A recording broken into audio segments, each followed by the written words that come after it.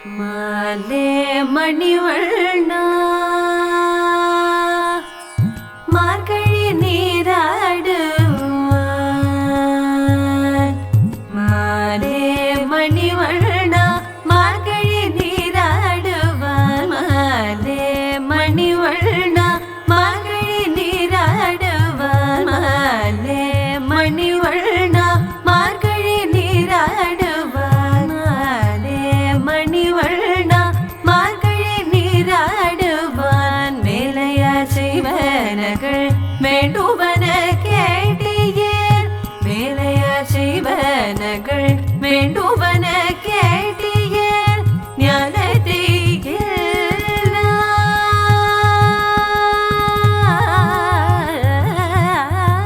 நடுங்க முரல்வன. ஞானத்தை எல்லாம் நடுங்க முரல்வன. ஞானத்தை எல்லாம் நடுங்க முரல்வன. ஆனந்த வண்ணத்துள் பாஞ்சஜனீயமே. ஆனந்த வண்ணத்துள் பாஞ்சஜனீயமே. போல்வன சங்கங்கள் போய் பாடுடையனவே. போல்வன சங்கங்கள் போய் பாடுடையனவே.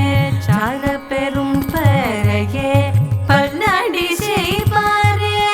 சால பெரும் பறையே பல்லாடி செய்பாரே. கோல வீழகே கொடிய விதானமே. கோல வீழகே கொடிய விதானமே. ஆதி நிறையாய் அருளேல் ஒளியும் பவாய். ஆதி நிறையாய் அருளேல் ஒளியும் பவாய். ஆதி நிறையாய் அருளேல் ஒளியும் பவாய். ஆதி நிறையாய் அருளேல் ஒளியும் பவாய்.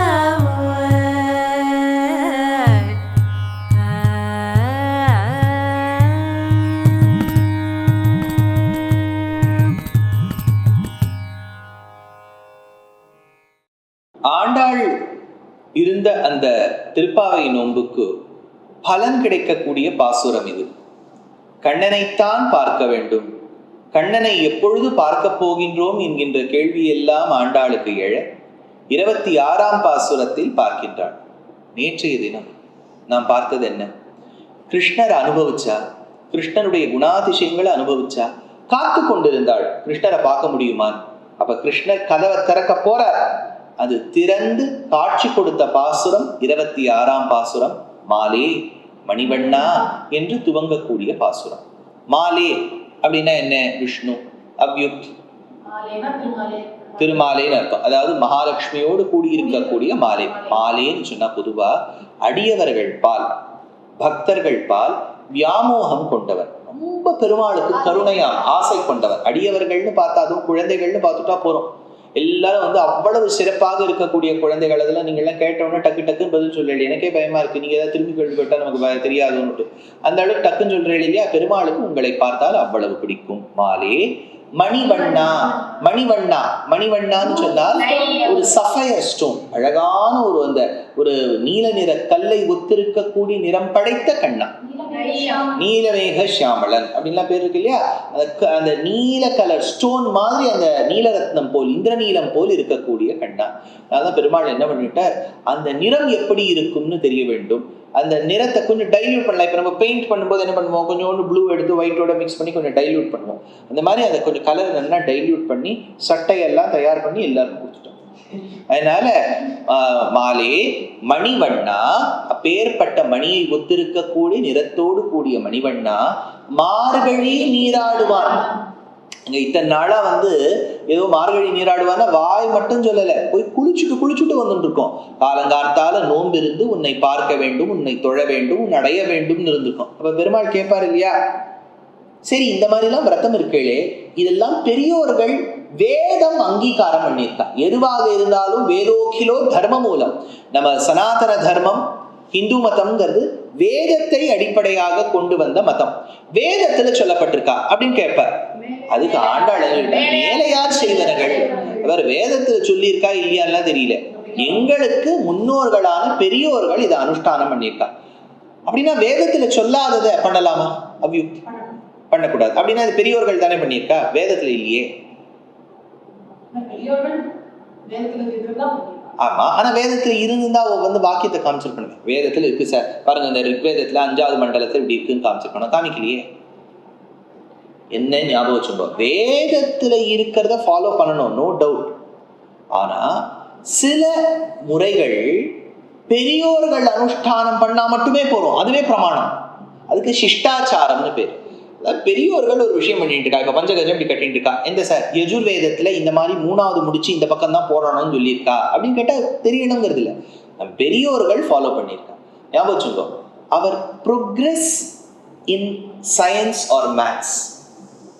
நம்ம லாஜிக்கல் மைண்டுங்கிறது எல்லா இடத்துலையும் போட்டு நம்மளை குழப்பி புதுசா ஏதாவது உருவாக்கணும்னு நினைச்சு கேள்வி கேட்டுட்டா ஞானிங்கிற அடிப்படையில வரணுங்கிறது இல்லை. Questioning is always an art, but you should use that suitably. எந்தெந்த இடத்துல கேள்வி கேட்கணுங்கிறது இருக்கு. இப்போ வேஷ்டி இப்படி கட்டிக்கணும்னு சொன்னா இது வேதத்தில் யஜுர்வேதத்தில் எங்கே கூறப்பட்டிருக்கிறது, இப்படிதான் கட்டிக்கணும்னா கேட்கக்கூடாது. இதெல்லாம் ஏதோ பெரியோர்கள் அனுஷ்டானம் பண்ணியிருக்கா, இதுதான் இந்த வழியை விட்டுடணும். அதனால ஆண்டாள் சொல்றா, மேலையார் செய்வனர்கள் என்கிட்ட இந்த கேள்வி எல்லாம் கேட்காத, வேதத்துல இருக்கா இந்த வேதாந்தத்துல இருக்கான்னு இருக்கும், ஆனா எனக்கு இங்க பெரியோர்கள் கட்டி வச்சிருக்கா. இப்படிதான் மார்கழி நோன்பு இருக்கணும்னு சொல்லியிருக்கா. ஏன் பாகவதம் இருந்த காலத்தை கிருஷ்ணா உனக்கே தெரியாதா? காத்தியாயனி விரதம் பெண்கள் இருக்கலையா? அவளை போய் இந்த கேள்வி கேட்டியா? என்ன இப்படி கேள்வி கேட்பதற்கு மேலையார் செய்வனர்கள்? கோச்சிக்காத கிருஷ்ணா, சாதாரணமா கேட்டுட்டேன், வேண்டுவென கேட்டியேன், அதனால நீயா விரும்பி கேட்டியால இதுதான் பதில். ஞாலத்தை எல்லாம் நடுங்க முரல்வன, இந்த உலகத்தில் இருக்கக்கூடிய அத்தனை விஷயத்தையும் நடுங்க முரல்வன. எப்படி அது ஆர்ப்பரிக்கும் என்று கேட்டால், பாலன்ன வண்ணத்துன் பாஞ்சசன்னியமே. பாலன்ன வண்ணத்துன் பாஞ்சசன்னியமே, இந்த பாஞ்சஜன்யம் இந்த கலர் இருக்கணும். பாலன்ன வண்ணத்து உன் பாஞ்சஜன்யமே, எப்படி 4வது பாசுரத்துல சொன்னாலோ வலம்புரி போல் நின்று அதிர்ந்து, அந்த மாதிரி இந்த இடத்துல சொல்றா ஞானத்தை எல்லாம் நடுங்க முரல்வன. சரி, சங்கத்தை பத்தி 4வது பாசுரத்துல சொன்னா, வேற எந்த பாசுரத்துல சொன்னா? செங்கொடி சக்கரம் ஏந்தும் தடக்கையன். அப்புறம் செங்கல் பொடிக்கூரை,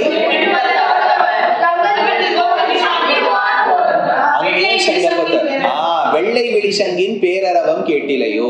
சங்க கொண்டாடினது ஜாஸ்தி ஆண்டாள் தான். அதுக்குன்னு ஒரு தனி ஒரு நாச்சியார் திருமொழியில கற்பூரம் அதனால இந்த இடத்துல பாலன்ன வண்ணத்துன் பாஞ்சசன்னியமே போல்வன சங்கங்கள், அப்பேற்பட்ட ஆர்ப்பரிக்கக்கூடிய சங்கம் பாஞ்சஜன்யம் என்னும் சங்கம்.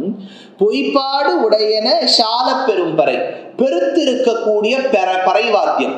சால பெரும்பறையே அப்பேற்பட்டு ஆர்ப்பரிக்கக்கூடிய பறைவாத்தியம், ஆர்ப்பரிக்கக்கூடிய பாலை ஒத்திருக்கக்கூடிய சங்கம்.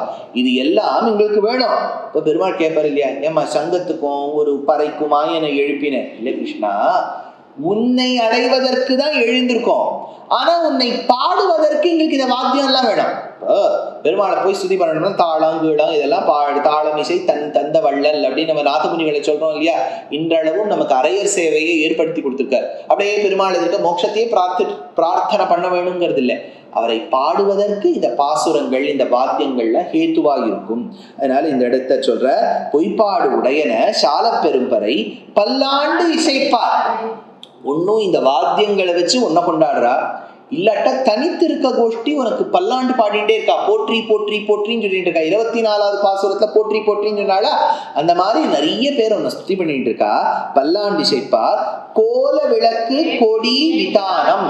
கோல விளக்கே, கொடியே, விதானமே, இதெல்லாம் மங்களகரமான வஸ்துக்கள். ஒரு கொடின்னு சொன்னால் கொடி பறந்து விட்டால் அந்த நாடு செழிப்போட இருக்குன்னு அர்த்தம். அதே மாதிரி இந்த இடத்துல கோல விளக்கு, அழகாக இருக்கக்கூடிய விளக்கு, பிரகாசம் இருந்திருந்தா எல்லா பக்கமும் வெளிச்சம். கோல விளக்கே, கொடியே, விதானமே, மேல இருக்கக்கூடிய கொடிகள் எல்லாம் ஆளும் நிலையாய். இது அத்தனையும் முன்னாடி என்ன சொல்லியிருக்கா, இதெல்லாம் எனக்கு ஒரு காட்சியாக இருந்தால்தான் மங்களகரமாக இருக்கும்.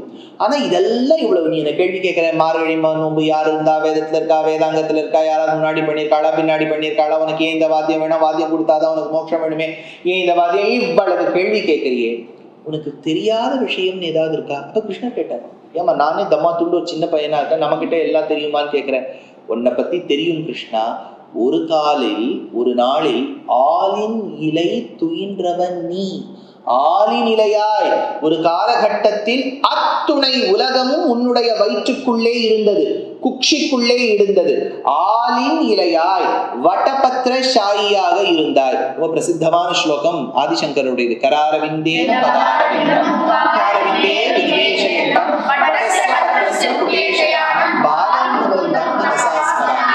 சிறு குழந்தையாக நீ இருக்கும் போது பாலமுகுந்தனாய் ஆலின் இலை துயின்றாய், வட்டபத்திர ஷாயியாக இருந்தாய். எந்த திவ்யதேசம்? ஸ்ரீவில்லிபுத்தூர் திவ்யதேசத்துல அவ ஊர் பெருமாளை கொண்டாடுறா. ஏன்னா எல்லாரும் கொண்டாடி திருக்கோவலூரை கொண்டாடுறா, பத்ரிநாத்தை கொண்டாடுறா, அயோத்தியா ராமரை கொண்டாடுறா, துவாரகா கிருஷ்ணரை கொண்டாடுறான்னா நம்ம ஊர் சுவாமி அம்மா நம்மளை பத்தி ஒரு வார்த்தை சொல்ல மாட்டேம்மா அப்படின்னா ஆலின் இலையாய் வட்டபத்திர ஷாயியாக இருக்கக்கூடிய எம்பெருமானே, ஆலின் இலையாய் அத்தானா உலகமும் பகவானுக்குள்ள அடங்கியிருக்கு. அத்தனையும் உனக்குள்ள அடங்கி இருக்கும் போது, சர்வஜனாக நீ இருக்கும் போது, கத்வா சாந்தீபனீம் அத சதுஷ்டி ராத்திரிம் அகோபிகி சர்வஜஸ்துவம் சகமுசலினா. சாந்தீபனி ஆசிரமத்துக்கு போய் கிருஷ்ணர் பயின்றதற்கு காரணம் கத்துக்கணுங்கிறதுல கத்துக்காம போயிட்டா நாளைக்கு இந்த கோஷ்டியில இருக்க குழந்தைகள்லாம் அப்பா அம்மா கிட்ட சொல்லுவா, கிருஷ்ணரே ஸ்கூலுக்கு போலியேம்மா, நான் இதுக்கு போகணுமா அப்படின்னு கேட்டுருவா. அதனால ஸ்கூலுக்கு போனார். அவருக்கு தெரியாத விஷயம் ஒன்று கிடையாது. ஏன்னா சர்வஜன், சர்வ வியாபி. அதுபோல் அத்தனை அவருக்குள்ள அடக்கம். புரியுறதோ? All in one. அது எந்த நாமா சொல்லும்? சர்வ பிரகரணாயுதா எல்லா ஆயுதங்களையும் பயன்படுத்துவார். நகங்கள் கூட ஆயுதமாகும். அத்தனையும் அவருக்குள்ள இருக்கு. விஸ்வம், விஸ்வம்ங்கிற நாம அத்தனையும் அவருக்குள்ள இருக்குன்னு சொல்லும். இவர் எல்லாத்துக்குள்ளயும் இருக்கார். அப்ப விஷ்ணு நாமா சொல்லும். அப்ப அத்தனை இவருக்குள்ள இருக்கு. விஸ்வம், அந்த விஸ்வமா இருக்கக்கூடிய எம்பெருமான் வட்டபத்திரசாயியாக இருக்கார். இதோ எங்க திவ்ய தேசத்துல இருக்கார். ஆலி நிலையாய். அடுத்தது அப்பேற்பட்ட கிருஷ்ணா ஆலி நிலையாய் இருக்கக்கூடிய வட்டபத்திரசாயியே, யசோதையின் இளம் சிங்கமே, எங்கள் தேவகி வளர்த்த சுபுத்திரனே, கீதாச்சாரியனே, யாதவ சிம்மமே, அழகான தாமரையை ஒத்திருக்கக்கூடிய கண்களை படைத்த புண்டரீகாட்சா, ராஜீவாட்சா, அருள் ஏலோர் எம்பாவாய், எங்களுக்கு நீ அனுகிரகம் செய்ய வேண்டும். சாதாரணப்பட்ட நான், அசாதாரண சக்தியோடு இருக்கக்கூடிய நீ, இப்பேற்பட்ட நீ அருள் செய்ய வேண்டும் என்று ஆலி நிலையாய் அருள் ஏலோர் எம்பாவாய், எங்களுக்கு அனுகிரகிக்க வேண்டும் என்று ஆண்டாள் பிரார்த்திக்கக்கூடிய பாசுரம் எது? ஞாபகம் வச்சுக்கோ. 2வது பாசுரத்தில் நெய் உண்ணோம் பால் உண்ணோம்னுட்டான்.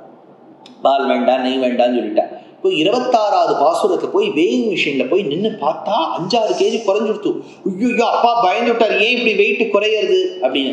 ஆண்டாள் சொன்னா, கவலைப்படாதப்பா, நாளைய தினம் அதெல்லாம் காம்பன்சேட் பண்ணிவிடலாம் அப்படின்னா. அப்படி என்ன சிறப்பு நாளைய தினத்துக்கு அப்படிங்கிறத நாளைய தினம் பார்ப்போம். Dear Astika reader, I am happy to be authoring a 2-part book on the Ramayana in English. The first part is slated for release in the year 2024. The book aims to recreate and retell the Ramayana of Valmiki, conforming to the ancient commentaries and other allied literature. To receive notifications of the book release, kindly register with www.deshikadaya.org/books. Namaskaram. Namaskaram Astikas. I'm tentatively scheduled to travel to Abu Dhabi and Dubai in the mid-February, to 7 cities in the countries of Australia and New Zealand, namely Adelaide, Perth, Brisbane, Sydney, Melbourne, Auckland and Wellington, between the 25th of February and the 25th of March. I'm scheduled to travel to Singapore either in the month of April or January, and later I'll be rendering discourses in New Jersey, Boston, Maryland, Pittsburgh, and then in St. Louis and Indianapolis in the month of July. I'm sure you would love to share this message with your friends and relatives.